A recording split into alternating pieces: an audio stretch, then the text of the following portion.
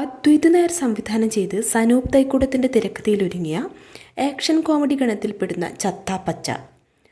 അർജുൻ അശോക്, റോഷൻ മാത്യു, വൈശാഖ് നായർ അവരുടെ കൂടെ മമ്മൂട്ടിയുടെ ഒരു സ്പെഷ്യൽ ക്യാമിയോ റോളുണ്ട്.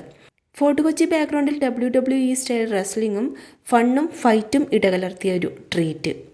ആദ്യം തന്നെ സിനിമയുടെ പോസിറ്റീവ് സൈഡ് പറയട്ടെ. അഭിനേതാക്കളുടെ ആക്ടിംഗ്, പടത്തിൻ്റെ overall craft, specially cinematography, editing, action എല്ലാം ടോപ്പ് ക്ലാസ് ആയിരുന്നു.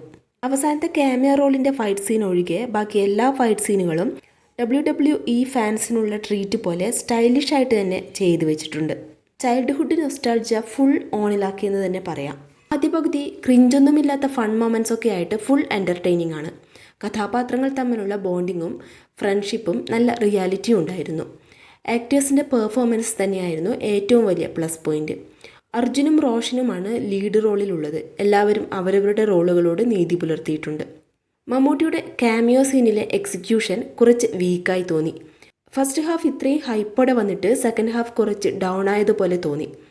ക്ലൈമാക്സിലേക്ക് വന്നപ്പോൾ എന്തോ ഒരു മിസ്സിംഗ് ഉള്ളതുപോലെ തോന്നി. സ്റ്റോറി പ്രെഡിക്റ്റബിൾ ആയിരുന്നു. മമ്മൂട്ടിയുടെ കോസ്റ്റ്യൂമൊക്കെ വളരെ ബോറായി തോന്നി.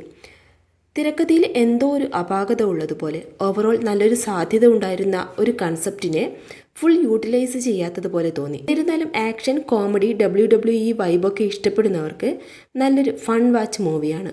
ഒരു വൺ ടൈം വാച്ചബിൾ മൂവി. നിങ്ങൾ ചത്താപ്പച്ച കണ്ടുവെങ്കിൽ അഭിപ്രായം കമൻറ്റ് ചെയ്യൂ.